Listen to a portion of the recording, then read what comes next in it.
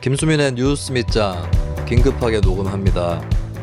뉴스타파 보도가 나왔어요. 김만배가 신학림이라는 사람에게 지난 9월에 했다는 대화 녹취록이 공개가 됐습니다. 단순하게 두 가지 내용이라고 볼 수 있겠어요. 첫째는 김만배 쪽이 이재명 때문에 힘들었다라고 하는 부분입니다. 두 번째는 대장동 수사할 때 윤석열이 봐줬다라고 하는 거예요. 제가 긴급하게 녹음을 하는 이유는 이게 한쪽에서 좋아할 일이 아니고 또 한쪽만 싫어할 일도 아니라는 겁니다. 이 내용 자체는 사실 그동안에 보도가 됐던 부분인데 새삼 불거지고 있는 거죠. 그동안 정리가 안 되어서 그냥 가고 있다가 불거지고 있는 내용입니다. 저는 이재명 후보 쪽과 윤석열 후보 쪽이 적대적 공존 관계를 꾀하고 있다. 이렇게밖에 볼 수가 없는 사안이에요. 자, 이 문제 짚기 앞서서 이재명 후보하고 윤석열 후보가 연설을 해서 한 발언을 먼저 좀 문제를 삼아야겠습니다. 이재명 후보가 연설을 하면서 윤석열 정권이 들어서면 예전에 촛불 시위했던 것과 같은 일이 벌어질 거다. 잘못하면 또 촛불 들고 보도블록 깨는 일이 생길 수도 있을 거다. 이건 뭐 이명박 정부 초반에 있었던 시위하고 비슷한 거죠. 이 발언 되게 웃긴다고 보는 게, 아니 촛불을 통해서 정권을 잡아놓고 제대로 못해가지고 정권 교체 여론이 지금 50% 넘어가게 만든 게 누굽니까? 이재명 후보하고 민주당 아닙니까? 지금 어디다 대고 적반하장으로 협박을 하는 겁니까? 그리고 이재명 후보가 대통령 돼도 촛불 시위 일어날 확률 대단히 높습니다. 촛불은 무슨 반국민의힘 촛불만 있나요? 그때 박근혜 물러나라고 촛불 들었던 사람 중에 이재명 물러나라고 촛불 또 드는 사람들 많을 겁니다. 이런 식으로 정권 운영해서, 아니 문재인 정권 5년 동안 내로남불에다가 있는 사실도 부인을 하고 호도하고 이랬던 사람들이 이번에 정권을 잡으면 어지간히도 버릇 고치겠어요. 윤석열 후보가 정권을 잡는다고 해서 반드시 촛불 일어난다는 보장은 없습니다. 이재명 후보도 마찬가지예요. 그러고 거꾸로 윤석열 후보가 정권 잡아서 촛불 집회 일어날 가능성이 있다면 이재명 후보도 마찬가지라는 겁니다. 지금 자기가 무슨 촛불을 다 독점하는 식으로 얘기를 하고 자빠졌는데 웃기는 얘기 하지 마시라. 그리고 두 번째, 윤석열 후보가 못된 짓 다 하는 천병 언론 노조, 이것도 뜯어 고쳐야, 이런 발언을 했습니다. 민주당의 전위대라고 언론노조를 공격했어요. 민주당 정권이 언론중재법 개혁을 추진할 때 이것을 앞장서서 막은 집단이 언론노조입니다. 국민의힘도 반대를 했죠. 그런데 국민의힘에 대해서는 의구심이 있어요. 자기네들이 정권 잡으면 또 그런 방향으로 몰고 가는 거 아닌지. 자, 그게 아니라 칩시다. 그리고 정권 잡지는 않았으니까 아직까지는. 국민의힘만 반대했다면 될까요? 그 저지하는 게? 언론중재법을 개혁하는 걸 저지한 집단은, 가장 공헌을 한 집단은 국민의힘이 아니라 언론노조입니다. 언론노조가 들고 일어났기 때문에 저지할 수 있었던 거예요. 그리고 정의당이라든지 이런 진보 세력이 반대를 많이 했기 때문에 이 이슈가 민주당 대 국민의힘의 이슈가 아니구나, 언론 자유 대 언론 통제의 그런 이슈구나라고 하는 것을 국민들이 알게 되었기 때문에 여론조사에서도 언론중재법 개정 반대가 높게 나타나게 된 겁니다. 근데 지금 국민의힘의 태도를 보세요. 언론 노조를 민주당 전위대로 몰고 갑니다. 그럼 국민의힘이 정권 잡고 윤석열 후보가 대통령 되면 어떻게 되겠습니까? 민주당 정권처럼 되는 거예요. 자, 조국 사태 때나 대장동 의혹 때나 진보 언론, 한겨레, 경향 이런 데 기자들이 사실을 보도를 했습니다. 그 회사에서 이걸 제대로 뒷받침해줬는지는 반성해야 될 부분이겠지만, 민주당의 불리한 이슈들에 대해서도 진보 언론은, 그 기자들은 열심히 보도를 하는 사람들이 있었고, 그것 때문에 민주당 기자들한테 기레기로 찍힌 기자들이 진보 언론에 더 많아요. 근데 이런 것들을 다 없었던 것으로 몰아가면서 언론 노조 자체를 아예 친민주당 세력으로 만들어버린 게 윤석열 후보입니다. 이 지금 뭐 하는 짓입니까, 이게. 그 윤석열 후보는 민주당 정권이 집값을 일부러 떨어뜨렸다. 자기 집을 가지면 보수화되기 때문에 일부러 떨어뜨렸다고 얘기를 하는데, 일부러 집값을 올렸다고 얘기하는데, 집값을 올리면 어떻게 됩니까? 정권에 대한 심판 표심만 올라가는 거 아니에요? 이거 다 나중에 기억에 남습니다. 그러니까 집이 없는 사람은 기본적으로 두 가지 정책 방향을 원하죠. 자기 집을 갖기 쉬운 그런 세상, 첫 번째. 그리고 두 번째는 집을 갖지 않더라도 세입자의 권리가 보장되는 세상입니다. 민주당이 둘 중에 뭘 했죠? 하나도 안 했어요. 그런데 어떻게 집 없는 사람들이 나는 약자고 그래서 진보고 그래서 민주당 찍는다, 이게 되겠습니까? 안 되는 거지. 김수현 씨가 쓴 책을 참고했다고 하는데, 막 그 국민의힘은 이제 김수현 또 참고하나 봐요. 자, 그 책에 보면, 김수현 씨가 쓴 책에 보면, 김수현이 썼다기보다는 손낙구 씨라고 하는 예전에 심상정 의원 보좌관이었던 분이 쓴 책인데, 그때 이제 집이 없는 사람들이 국민의힘보다 민주당을 지지하는 성향이 있었죠. 참고로 그 책이 쓰여진 것은 2010년경입니다. 국민의힘 쪽이 한창 여당 할 때, 그리고 통산적으로 계산을 해봐도 여당 이미지가 확고하게 클 때가 그때였어요. 그러면 이제 국민의힘에서 국민의힘 정권에서 경제 사정이 안 좋아지면 당연히 야당 쪽으로 기울어지는 거죠. 여야의 문제입니다. 진보 대 보수의 문제가 아니라. 그럼 민주당이 진보입니까? 민주당 진보예요?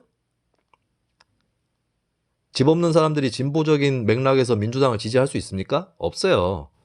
전세가하고 집값을 다 못 잡은 정권이 민주당 정권입니다. 보통 전세가하고 집값은 따로 움직이잖아요. 근데 같이 올라가 버린 게 민주당 정권에서 있었던 일입니다. 이런 것들을 감안을 했을 때 윤석열 후보가 엉터리로 이건 진짜 뉴스공장 차기 공장장 뽑는 것 같아요. 아니, 후보가 이렇게 음모론 얘기하는 선거는 또 나 처음이야. 보통 이런 거 얘기해도 역할 분담해서 얘기를 하죠. 이번 대선은 이재명, 윤석열 후보가 앞에 나서가지고 음모론 펼치고 협박하고 있어요, 국민들을. 자, 이 가운데서 대장동 개발 및 부산저축은행 부실 수사 문제가 터진 겁니다. 자, 이거 간략하게 먼저 말씀을 드리면, 한쪽이 잘못을 했다고 다른 한쪽이 잘한 게 아닙니다. 이재명 후보가, 윤석열 후보가 대장동 몸통이라고 짓거리고 있는데, 자, 둘 중에 한쪽이라도 잘 했으면은 없을 수 있는 사태였고요. 그리고 대장동 개발로 놓고 치면 이재명 후보 책임이죠, 이건. 본인이 그 개발에 대해서 관장할 수 있는, 어느 정도 관장할 수 있는 직책에 있었던 거 아닙니까? 그리고 본인의 측근 인사를 성남도시개발공사 사장은 아니지만 그 사장보다 권력이 더 센 사람이 앉힌 게 이재명 아닙니까? 근데 무슨 윤석열 몸통 이러고 있어요. 자, 그럼 윤석열은 잘못한 게 없느냐? 있습니다. 그러니까 이번에 불거진 게 뉴스타파 보도가 처음이 아니에요. 부산저축은행 이 문제는 지난 10월에 대장동 의혹 불거질 때 또 같이 불거졌던 겁니다.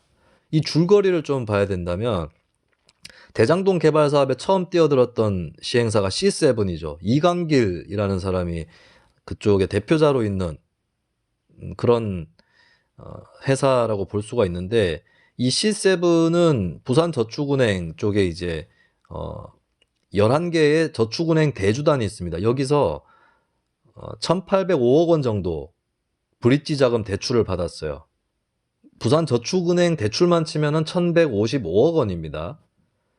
자, 이거를 어떻게 대출을 받았느냐? 부산저축은행 회장이 박연호 씨였는데, 그 인척 중에 조우형이라는 사람이 있습니다. 이 사람이 바로 부산저축은행의 C7 대출을 알선을 한 거예요. 그리고 이 조우형을 이강길에게 소개한 사람이 누구냐? 정영학 회계사입니다. 그러니까 대장동 핵심 인사하고 관련이 다 돼 있는 겁니다. 이미 이때부터 2011년에 부산저축은행 여기서부터. 근데 부산저축은행이 부실대출, 경영악화, 또 정관계, 금융계, 로비 이런 것들로 이제 문제가 된 거 아닙니까? 그렇게 해서 결국에 수사를 하게 됐습니다. 2011년 3월부터 수사를 하게 됐는데, 수사 인력이 당시 동원된 사람이 130명 정도예요. 그리고 조사를 받는 사람이 한 사람이 두 번 불려가면 2명이라고 계산하는 이 연인원 방식으로 치면 3,300명이 넘습니다. 기소된 사람도 100명이 넘어요. 최대 금융비리 수사다라고 하는 건데 여기서 C7이 빠져 있다는 겁니다. 왜 빠졌을까? 그리고 문제는 이때 대검 중수부가 사건을 관리를 하는데 수사를 하는데 그중에 대검 중앙수사부 쪽 중에서 중앙수사 2과가 있습니다. 2과 과장이 누구였느냐? 윤석열 검사였고 주임 검사였어요. 이게 왜 빠졌느냐? 좀 이해가 가지 않는 그런 부분이 분명히 있는 거죠. 일단 아까 얘기했던 조우형 이 사람 당연히 샅샅이 수사를 받아야 되는 건데 이 조우형이 알선을 해가지고 C7에게 1,800억 원 불법 대출 알선을 한 겁니다. 그리고 알선료를 조우형이 챙겼어요. 근데 조우형이 참고인 조사까지만 받습니다. 입건이 안 돼요. 그냥 빠져나간 겁니다. 이게 이해가 안 되는 것이 그 당시에 수사 대상이 됐던 다른 사례를 보면 인천 효성동 도시개발 6,155억 원입니다. PF 대출액이. 그래서 사법 처리가 됐고요. 인천 효성동은 대출 시점이 2009년 10년 이쪽입니다. 그리고 용인 수지 상현동 아파트 시행 이것은 대장동 대출액보다 훨씬 적은 770억 원이에요. 대출 시점은 2007년경입니다. 그리고 순천 왕지동 아파트 시행 이것도 대장동 SPC보다 훨씬 적은 PF 대출액인 447억 원입니다. 대출 시점은 2006년 2008년 여기도 이제 다들 사법 처리가 됐습니다. 근데 대장동만 PF 대출액 1,805억 원인데 그리고 대출 시점도 2009년 11월부터 2010년 6월까지예요. 2011년에 본격적으로 부산저축은행 문제가 터질 때에 좀 임박했을 때 대출 시점입니다. 근데 수사가 안 됐어요. 이걸 어떻게 이해해야 됩니까, 이걸? 윤석열 후보 쪽에서 일반 대출은 수사를 안 했다, 이런 식으로 반박을 했는데, 이게 일반 대출이 아닙니다. PF 대출이에요. 이게 어디에서 드러나냐면, 2011년에 예금보험공사에서 보고서를 냅니다. 그러면서 지적을 하는데, 공동검사 결과 보고서에 나와 있어요. PF 대출 분류 오류였다라고 하는 거. 그 오류 사례 중에서 경기도 성남시 대장동 주거단지 조성 이렇게 나옵니다. 네, 이거 PF 대출로 분류해야 된다. 왜냐하면 부동산 개발 관련 프로젝트의 사업성을 평가하여 그 사업에서 발생하는 현금 흐름을 차입 원리금의 주된 상환 재원으로 하는 대출은 PF 대출로 분류하여야 함에도 2010년 12월 말 현재 어떤 것들이 PF 대출인데 일반 대출로 분류되어 있다라고 지적을 합니다. 그게 4건이 나와요. 4건 중에 한 건이 바로 대장동입니다. 그러니까 이걸 놓쳐야 될 이유가 없는 거예요. 자, 이게 나중에 어떻게 되느냐. 조우형이 2011년 대검 중수부 수사 때는 처벌을 안 받았습니다. 그리고 2014년에 경찰 수사에서 또 대출 알선 혐의 수사를 받았는데 부인했어요, 이때.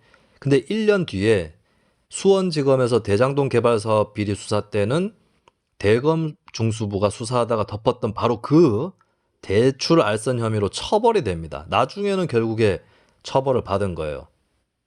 그러니까 2011년에 부산저축은행 수사 때 처벌 안 받은 것은 이거는 최소한 부실 수사입니다. 최소한 부실 수사.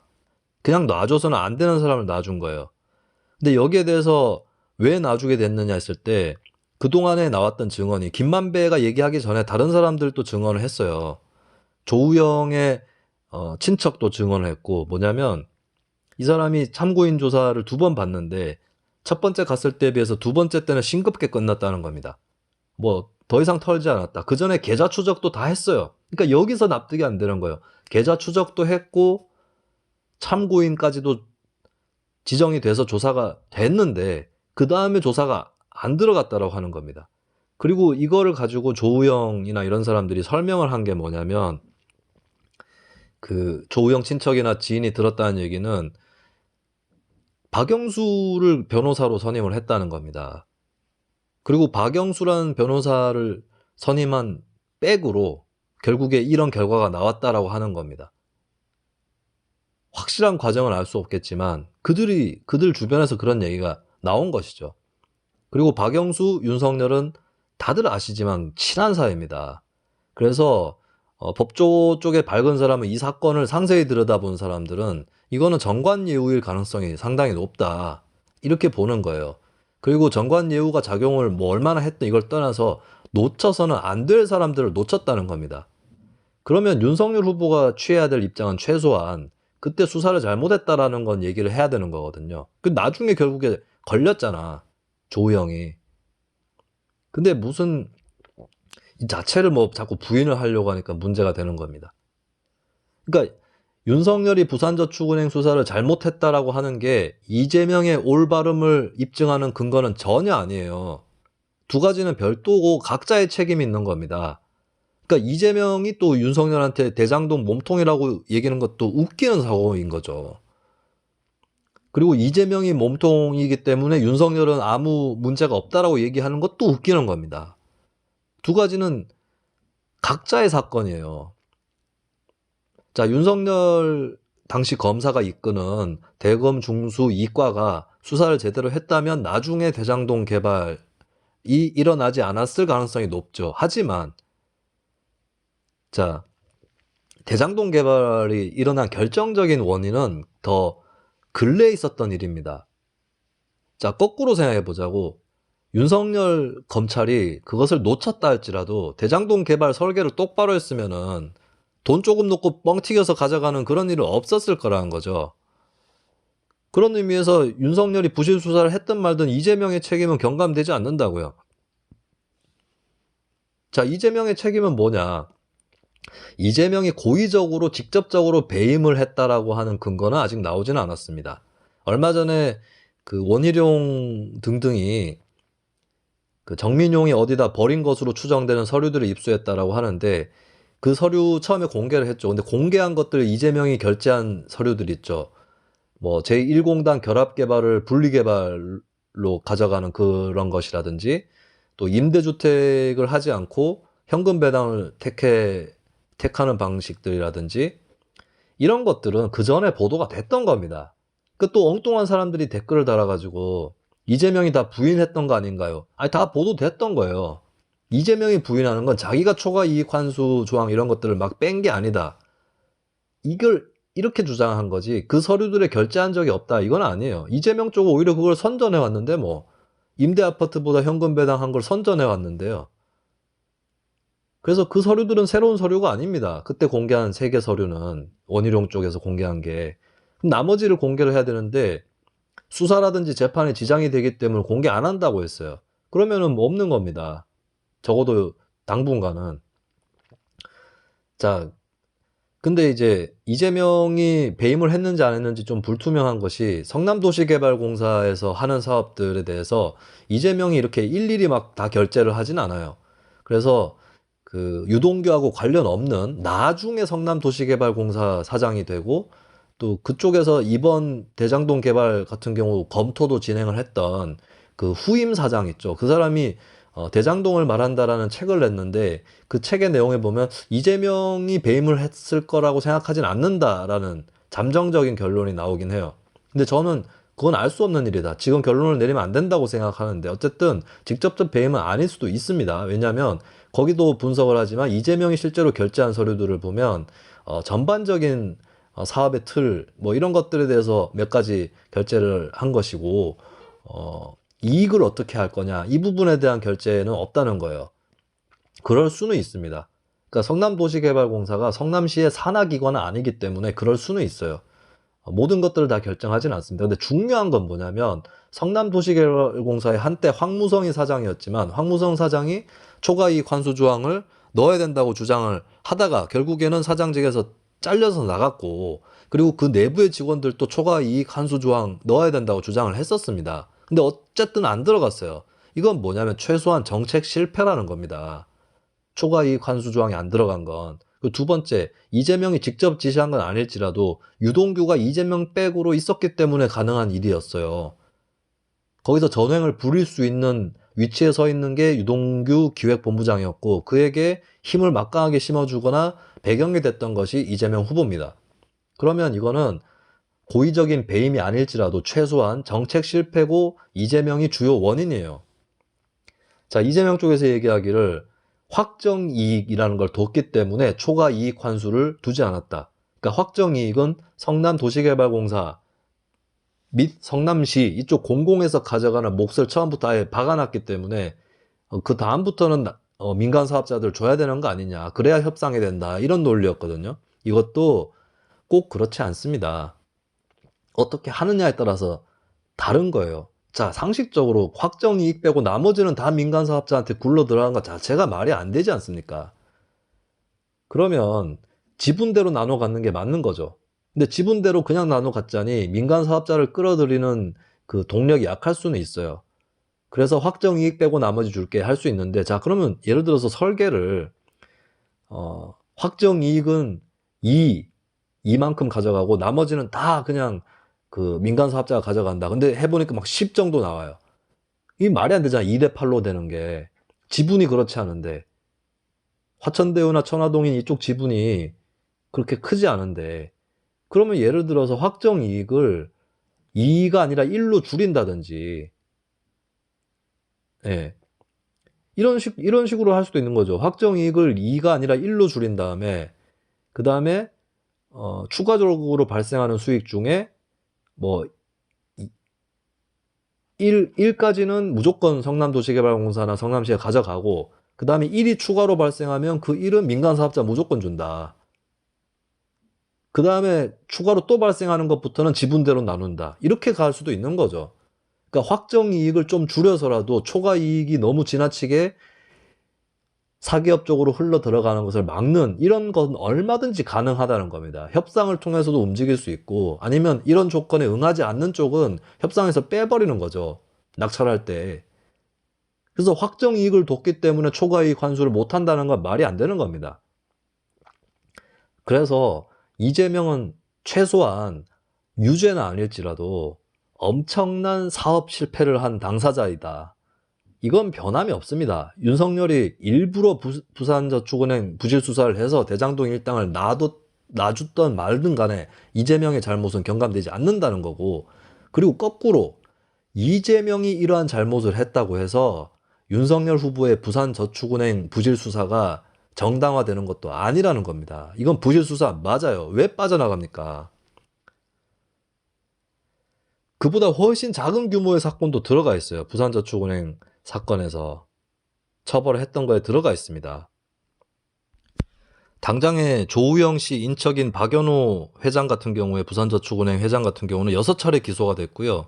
그리고 기소된 것 중에 보면 건축사 사무소 임원의 1억 원 알선 수재 혐의도 기소가 됐습니다.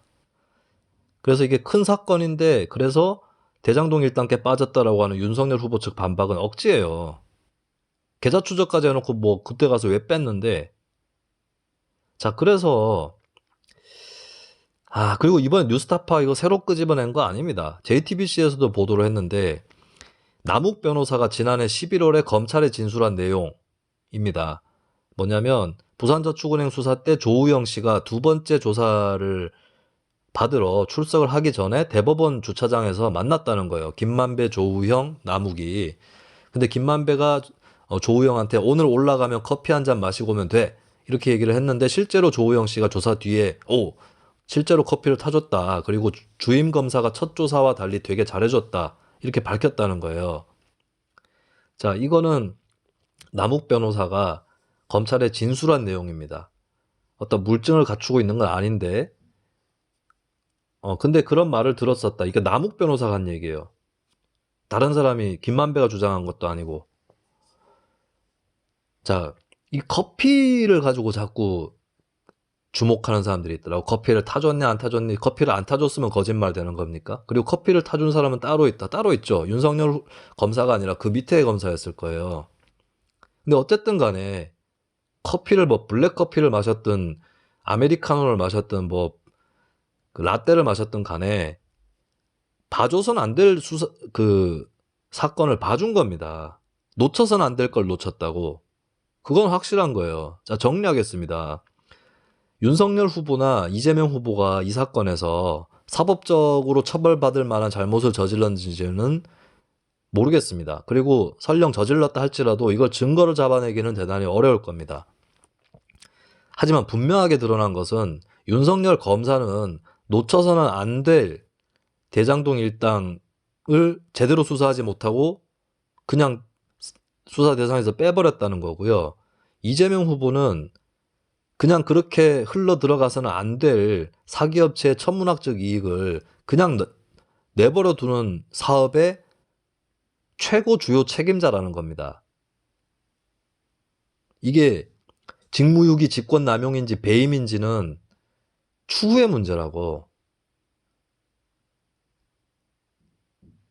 그 대장동 특검 실시 안 됐죠. 부산저축은행 부실 수사도 특검 실시 안 됐습니다. 이 상황에서 그냥 대통령 선거를 맞이해야 되고 뭐 그렇게 됐어요. 그리고 양쪽의 자세를 보니까 진실을 파헤치는 자세가 아닙니다. 서로 상대에게 책임 있고 우리 쪽은 아무 잘못 없다. 자, 상대의 문제가 있는 건 맞아도 그렇다고 자기 쪽에 문제가 없는 건 아니에요. 근데 계속 이런 식으로 몰아붙이고 있는 거예요. 계속 호도하면서 뭐 하나 녹취록에서 뭐 나오면 하나 끄집어내가지고 야 이것 봐라 니네 후보 이름 나왔다 니네 유죄. 그러면 자기 쪽 이름 나오면 이걸 어떻게 믿냐. 취사 선택하는 거죠 그냥. 취사 선택도 분별력 있게 가려낸 것 결과가 아니라 그냥 자기네들 좋을 대로 하는 거예요. 그 자기들은 잘못 없다. 그러니까 저쪽에서 잘못하면은 우리는 잘못이 없다는 증거다. 이렇게 나오고 있는 겁니다. 둘 다. 이게 그냥 그 앞으로 윤석열 정권이 되든 이재명 정권이 되든 이런 식으로 간다는 겁니다.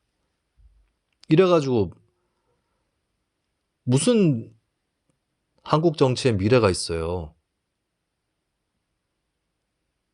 에? 자, 최종 정리하면 뉴스타파 녹취록에 나온 두 가지 내용.